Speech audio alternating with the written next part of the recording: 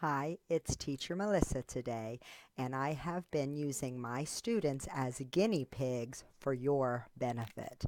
I've been working on ways to help students with this sound for several weeks now, and I know you're going to say, yeah, some of my students have trouble with that sound too. It's this sound here in usually and measure and even the word sure, but not quite because that's kind of an SH. That's easy. But when this SU is in the middle of the word in these English words, native English speakers kind of say it with that ZH sound. Usually, measure, treasure, pleasure, those kinds of words. And these will come up as you go through the levels in VIP Kid. So I tried a lot of different ways to get my students to say this sound correctly. Their tongue got in the way. They couldn't figure out what to do with their mouth. I tried many different things. And like I said, I guinea pigged my students. And so I tried to write these letters. Let me show you what I tried to write. It sounds like this. CH. I thought, that's perfect. Any kid would understand that. No. In Chinese, that kind of has a J sound, kind of like TZJ, TSJ, kind of. Joe, Joe. I don't want them to say usually, Joe, usually. So the ZH did not work, I realized.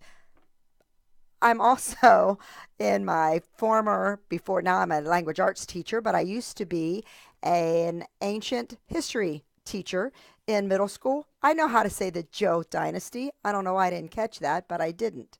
So forget the ZH. It doesn't work. It just confuses them even more.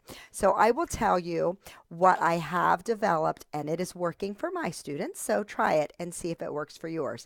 I'm a big proponent of mouth and tongue placement and showing the student carefully.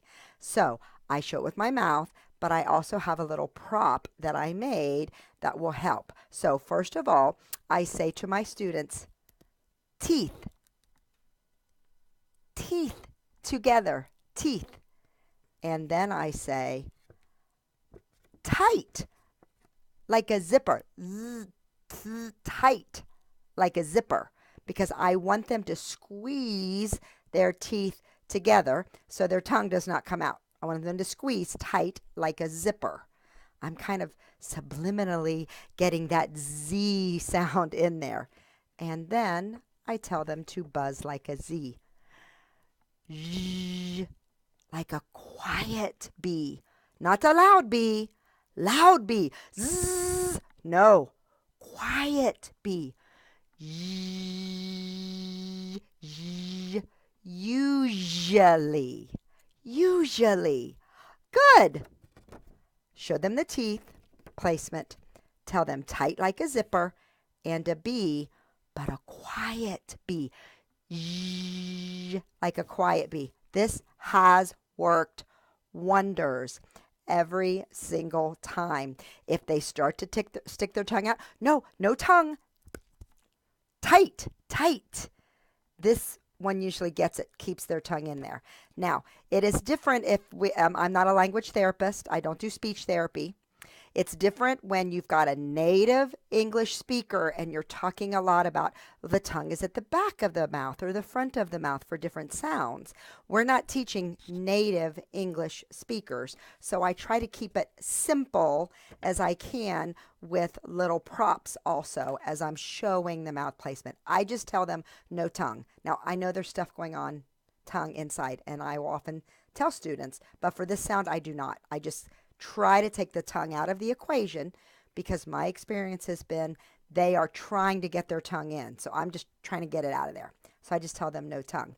This has worked really, really well for me. Now, I did make this little prop. Took me about 10 minutes. I Googled and I just looked up an image for clip art for teeth together, clip art for a zipper, and clip art for a buzzing bee. I made sure no Z was on there. I did it like that, and then I just folded it up like that. Simple as that. so that I can unfold it as I go and give them step by step. It works really well. Put on your big girl panties and make your own. I am one of the contributors and one of the admins actually of the VIP Kid Teachers Tips and Tricks page. So I will post this one on there. If you're a member there, you can go over and grab it from the files there. It'll be there for a little bit. If not, just make one. It's really easy to make. Now, if you've got a student working on this sound and they are not getting it and they're not getting it and they're not getting it, they need to have headphones. This is such a precise, nuanced sound. If they don't have headphones, then you need to write to the LP. Student is struggling with specific sounds. Student is struggling with precise sounds. Please ask the parents to provide the student with headphones. A lot of times you can get by with it for a while, but boy, when you're getting some of these, now I've got all the way up to level 7. I am teaching them how to say usually with this prop because they've never quite got it. Headphones are a must. Try this out. Comment in the tips below. And if something else has worked for you, or if you've tried this and it's been a success, we'd like to hear that too.